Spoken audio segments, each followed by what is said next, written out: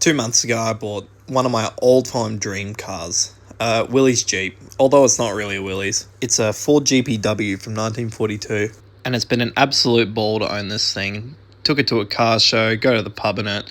It's just an awesome rip around. It's so fun, and it turns heads and makes people come up and have a conversation everywhere you go. There really is something about these cars that just puts a smile on your face everywhere you go. It's just so different, and they really are a significant piece of history. Unfortunately, my piece of history wasn't without its flaws, and now it's sitting in my garage, torn apart. And I'll explain to you exactly why that is. It's quite sad to see, but we'll get it fixed nonetheless. When I first bought the Jeep, I was fully anticipating having to remove the engine because it had a huge oil leak that was just dripping out everywhere. And on these things, you got to pull the bloody motor out to get the rope rear main seal out. It's really a terrible design, but I wasn't expecting the damage that I found in this engine. I was skeptical on the condition of the bottom end in this motor because the oil pressure was extremely low the last time I drove it. It started off high when I first bought it, but the more I drove it, it just kept coming down and down. So that was probably my telltale sign that I should probably stop driving it and have a look at what's going on in there.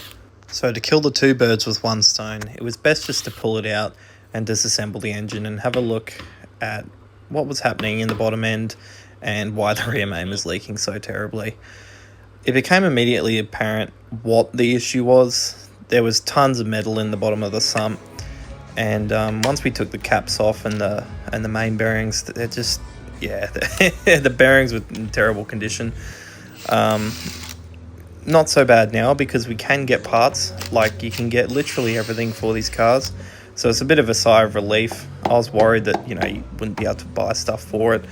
But, you can. And, we're not going to have an issue with sourcing the parts for it to fix this thing, which we definitely will be doing.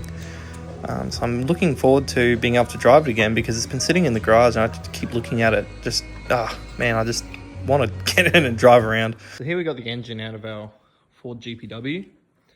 As best I can tell, this is a wartime motor. Looked it up.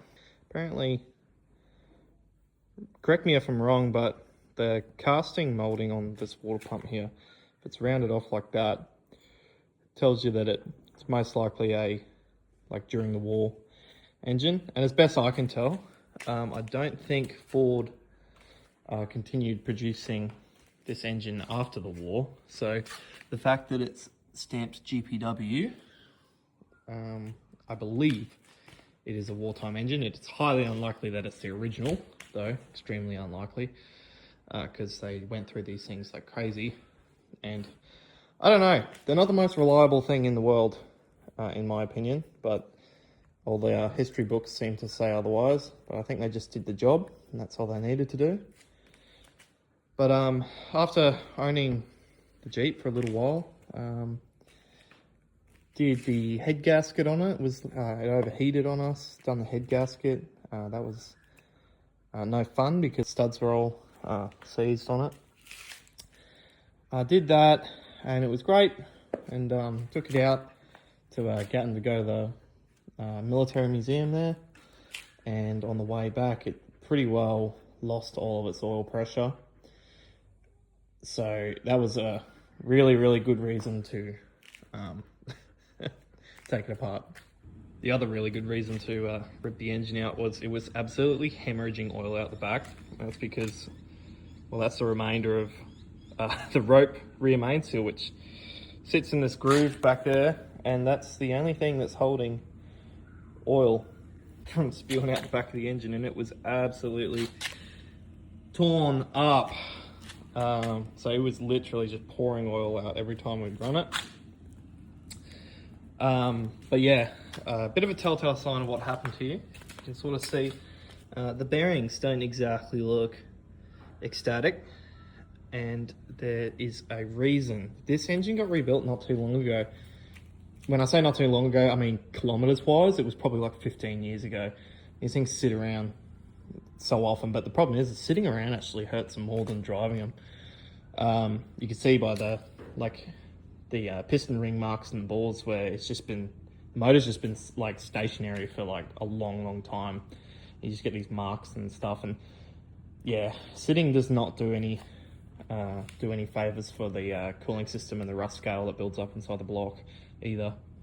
Now, the leading contributor to this engine's early demise was whoever put it together last used a silicon sealant around here. Now, I've already cleaned it off, but what happened is when they've clamped the oil pickup down, so there's usually an oil pickup with a float in here, and as they've clamped it down, the silicon sealant has mushed into this hole, and it was like a clogged artery. It was half closed off.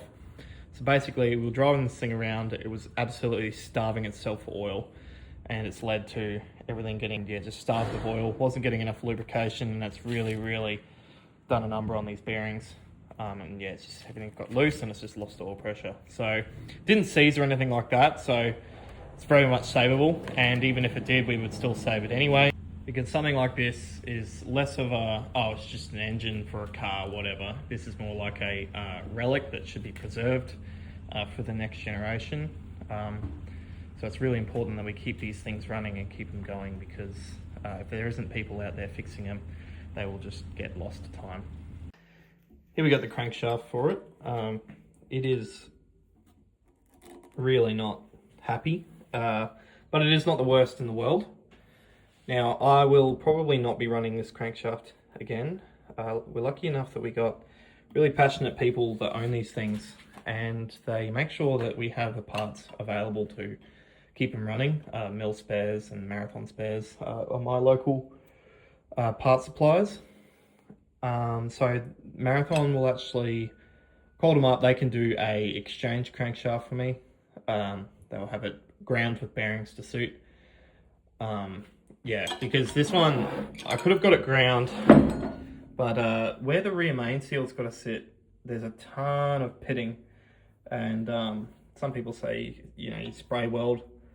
Some people say you shouldn't do that. So it'll just be good to have just a fresh one that's just done up and ready to drop in. Because this engine had been recently, it had actually been recently rebuilt, kilometers wise. The pistons are actually in really good nick. There doesn't appear to be any bluing around the bearings, and the big end bearings didn't suffer the same amount of damage that the mains did, and the mains almost look like they've had some like condensation or water in them that's caused the pitting. So I'm not entirely sure what happened there, but I'll definitely be reusing these pistons, and because the engine's been sleeved for the to suit these pistons, so I don't see the reason in replacing them at this stage. Didn't blow any oil, didn't blow any smoke, had heaps of compression, so yeah, these are good. They'll run again. They'll just have to be acid bathed and cleaned up, make sure all the carbon's gone from them, and we'll run them again. Here you can see the ring marks I was talking about in the cylinder, possibly from water, from the head gasket leak, possibly just from sitting around for ages. I gave it literally a 3-second hone just to have a look at how it would clean up, and it come up really nice. It's going to be fine. Realistically, I'm not concerned at all, and if it does have an issue in the future, it can just be re-sleeved again. The only real dilemma I have with this thing is what colour do I paint it, because on the back of the engine it's got the army green there, but I'm pretty sure the Ford motors are meant to be blue, so I have no clue what I'm going to do there. Anyway, thanks for watching. I'm looking forward to posting more videos regarding Jeeps and Toyotas and whatever else I find interesting.